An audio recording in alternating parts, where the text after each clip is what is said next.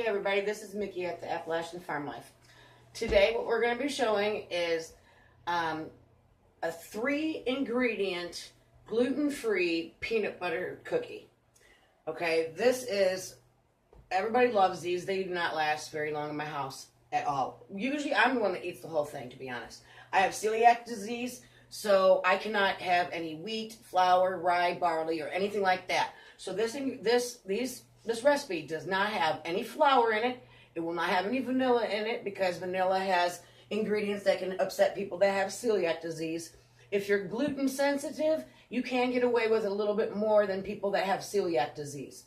So on half of the batch, I'm going to put in there some chocolate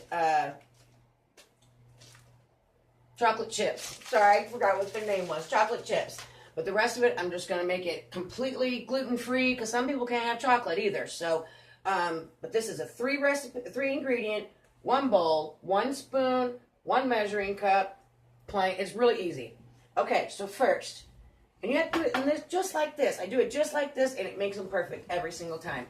I get 1 cup of sugar, okay? So you get 1 cup of sugar. Now, I have tried it a few different ways. I've tried it with vanilla and without vanilla. There's no taste difference at all. I leave it without because a lot of people that have celiac disease cannot tolerate vanilla unless it's gluten-free vanilla, and I did not have any. So I already quit doing that. Now, one day I didn't have any eggs. So these are all country eggs, okay? These are we raise them out in the backyard, get eggs, and they do make a difference in this recipe. I guarantee you they will. I went and borrowed an egg from the neighbor. Love their hearts. I did not have an egg one day. The chicken woman did not have an egg. And I needed an egg for this recipe. So I borrowed a neighbor's egg, and they buy them from the store. There is a big difference because you'll notice that the yolk is much lighter. So you got 1 cup of sugar, okay? You put your egg in there. See how nice and orange that egg is? It will make a difference in the taste. Let me just put this right here. It will make a difference. I'm not even kidding you. It will make a difference in the taste of this food if you use a store egg compared to a country egg. I promise that. So then I don't have to make a mess and this needs to be mixed first. You always have to mix your wet ingredients, which is going to be the sugar.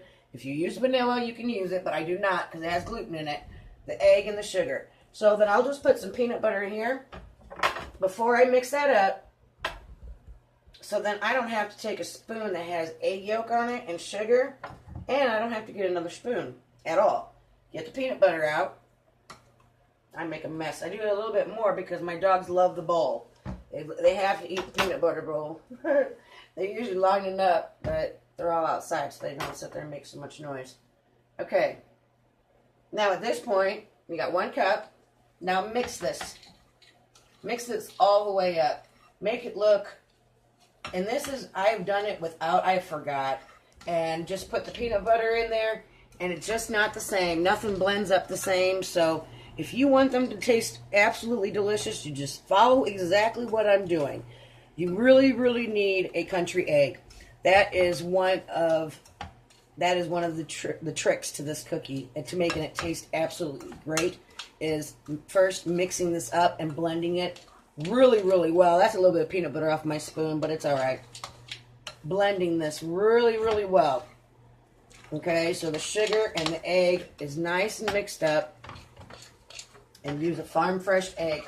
It'll give you so much more flavor than you'll even realize, and I promise you. And it's supposed to be 1 large egg also.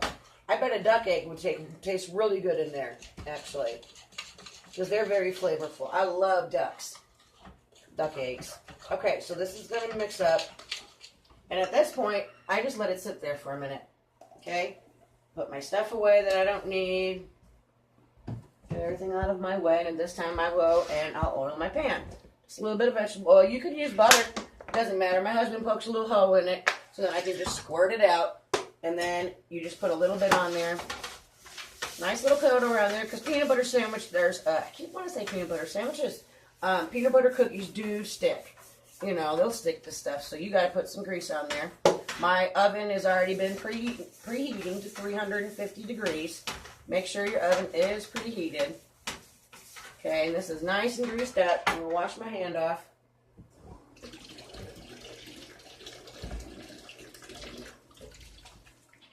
I am really telling you all that having a country egg in there or a farm fresh egg really, really does make a difference. I know that you can buy them at the store, but a lot of those, they don't see the light of day. They still are the ones at the stores that say cage-free. They're in a big warehouse. They might not be in a cage, but they're in a big, huge warehouse, and they don't get to go outside. And that really does make a difference. Picking bugs makes a difference on how your eggs are going to taste. See, look at this. So now we got this little, it's nice and creamy and nice and blended. I let it sit just for a minute. My eggs are not cold. I leave them out on the counter. You do not wash a farm fresh egg and put it in the fridge. You don't do that. You leave them exactly how they are, and you set them out on the counter. I have a little, an egg holder that I hold them and put them there, and then I eat them straight from there. So don't have a cold egg, have a warm egg, and a country egg. Now you got your peanut butter. Scrape all that out. I use generic peanut butter. I know that I've tried name brand peanut butter, and it gives it a little bit of a different flavor, but just because it's just a better brand of peanut butter. But man, I tell you, I use generic one. It's fine. Doesn't bother me not one little bit. No, I think I have a cat that's sitting here waiting for the bowl today, actually, because the other dogs are outside. Hi, Snoop Dogg. You want this bowl? They love peanut butter. All right, here you go. Okay, so now mix this up. Mix this up really, really well. Make sure it's nice and blended. Now I'll start mixing it, and it'll start blending up, and it starts looking almost like a dry, just a little bit, almost like what a Reese cut peanut butter looks like inside of there. It's not real loose. I have actually not had enough peanut butter, not have enough sugar or whatever, and I had to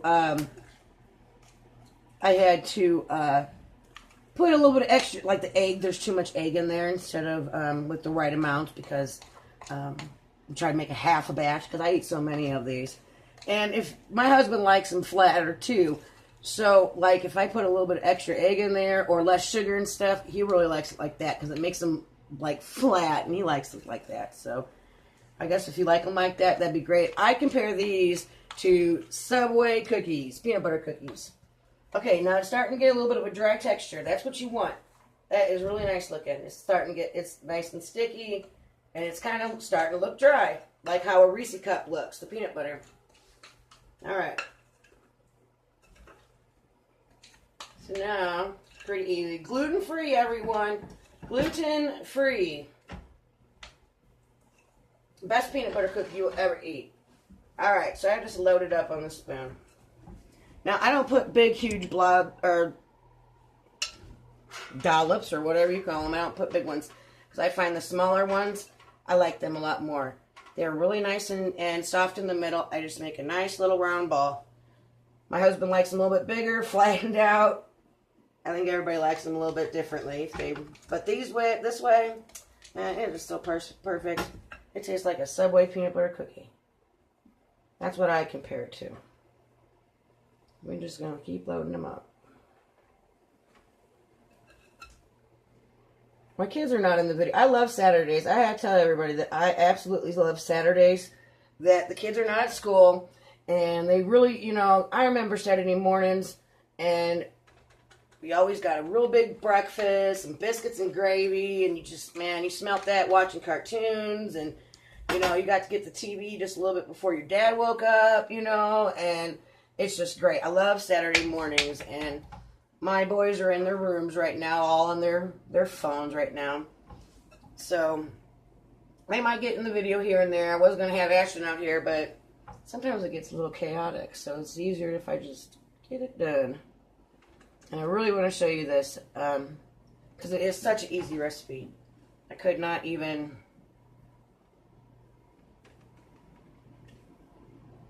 couldn't make one easier, to be honest with you. I really couldn't. I eat way too many of these, to be honest. I really do. I don't even want to tell you how many things of peanut butter I went through in the last month. Because it's a lot of peanut butter. It's a lot of sugar. So, you know, these will add on a couple extra pounds, I'm telling you. So if you're not prepared to add on a couple pounds, do not even try them once. Because you'll be like, oh my gosh, I need to make these peanut butter cookies again. Oh my gosh, I need to make them again. They're so good. So then you're going to end up hiding them, and it's just going to cause a whole problem. So just don't even start it if you don't want to. Just telling everyone. All right, almost done. It really makes a lot of cookies, too. If you keep it in a, you know, a small little round cookie there. Makes them moist that way, too. I'll show you another trick that I use to make them moist, too. Keep them moist. Now, I always try to make sure that there's a little bit left so I can just eat it, but I think there's a little bit more in here then. That's a whole nother cookie, so I can't eat that off the spoon. Probably not good to eat raw cookie dough off the spoon, so I'm not asking anybody to do that. Please don't comment on that. But I will. Because this is my peanut butter cookies. We have to. I mean, how are you going to not? Okay. Oh, I forgot to put your chips in it. All right. Well, I'm not putting chips in it today. Okay. It's just like a normal peanut butter cookie. Make your little marks. I don't flatten them out. I keep them just like that. I try to keep them really nice and round. And then they just come out really perfect, really cute. And they're absolutely really, really good. And there's a lot of them, too. This can feel... See, like, I'll take 5 of them out of here. Put them out for the kids. Put them in the microwave. Here you go, boys. And the pan just goes into my room. Being honest. That's how good these cookies are. And I feel like since I eat such a gluten-free diet, because what we eat meat and garden foods and fruits. You know, we don't hardly eat any processed foods at all. The only processed foods that we have in the house is coffee, sugar, and peanut butter and creamer for my coffee. Everything else really is just meat and garden food. Meat and garden food. I make my own salsa. I make all that. Okay, so at this point, 350 in the oven. Don't put it on the lower shelf. Put it right here. Okay? For exactly 10 minutes. Set your timer for 10 minutes. Okay? Now at this point, what I normally do is I get the plates out that I'm going to put the cookies on. Okay? Now I do not put my cookies on a cooling rack. Okay? I put them on glass pans. And the reason why I do that is that I feel that if you put it on a cookie rack, then it gets harder on the bottom, okay? Like the cookie will get a little bit harder. And I like a nice, soft cookie, okay? So when I put them on a plate, they'll start to cool off, if they even have a chance to cool off, and they will be nice and soft. They'll be soft in the middle. They're not real dry and crunchy, and they're just absolutely perfect. So we have exactly 10 minutes to wait.